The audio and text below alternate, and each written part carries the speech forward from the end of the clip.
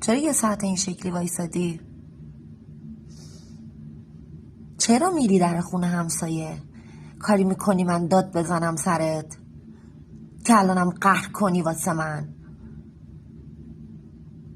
تکون بخور. بی ادب.